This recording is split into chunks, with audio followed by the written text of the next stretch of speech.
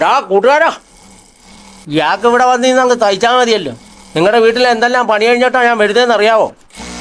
7 പോലെ കരിക്ക് വെട്ടിയിട്ട് ആ അയ്യം മുഴുവൻ ഞാൻ വൃത്തിയാക്കി. എന്തോട്ട് ലഗേജ്. ഓ പിന്നെ ഇവിടെ ഓരെ പോയി വിളിക്കണ്ടായോ?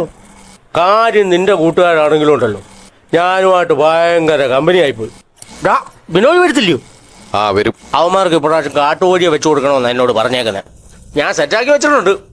ഡാ നീ ഇങ്ങനെ ഇന്നാലെങ്ങനാ വിളിവാ പോണ്ടേ നമുക്ക്? ഞാൻ ഷിയാസിനെ വിളിച്ച് പറഞ്ഞിട്ടുണ്ട്. ഞാൻ ഷിയാസോടെ പോയി വിളിച്ചോളാം.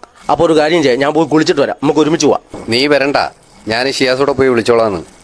ഞാൻ ചെന്നില്ല അവന്മാർക്ക് വിഷമാവൂടെ? നീ വരണ്ട, പറഞ്ഞു മനസ്സിലായില്ലയോ? നീ വരണ്ട. അതെന്താ? ഡാ നിന്നെ അവന്മാർക്ക് ഇഷ്ടമല്ല.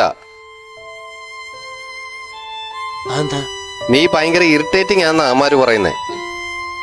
എടാ നിന്റെ രീതിയും കാര്യങ്ങളൊന്നും അവന്മാർക്ക് ഇഷ്ടപ്പെടത്തില്ല. എന്റെ കൂട്ടുകാരനായതുകൊണ്ടാ കഴിഞ്ഞ പ്രാവശ്യം നീയായിട്ട് അവന്മാരെ സഹകരിച്ചേ. മനോജെ, 2 ദിവസത്തേക്ക് നീ വീട്ടിലോട്ട് വരരുത്. അവന്മാര് പോകുന്നിടം വരെ തൽക്കാലം നീ വീട്ടിലോട്ട് വരണ്ട. അവന്മാർക്ക് അതൊരു ബുദ്ധിമുട്ടാവും. നീ സാഹചര്യങ്ങൾ മനസ്സിലാക്കി പെരുമാറ്. ചുമ്മാതെ കിടന്ന് ഈ കലപില എന്ന് പറഞ്ഞ് കിടന്ന് ചെലച്ച് സഹകരിക്കാതെ. ആ അല്ലെങ്കിലും എനിക്ക് വരാൻ പറ്റത്തില്ല അളിയാ. എനിക്ക് 2 ദിവസം പണിയുണ്ട് നമ്മുടെ മുഹമ്മദ് ഖാടെ വീട്ടിൽ. ഞാൻ പോവുക.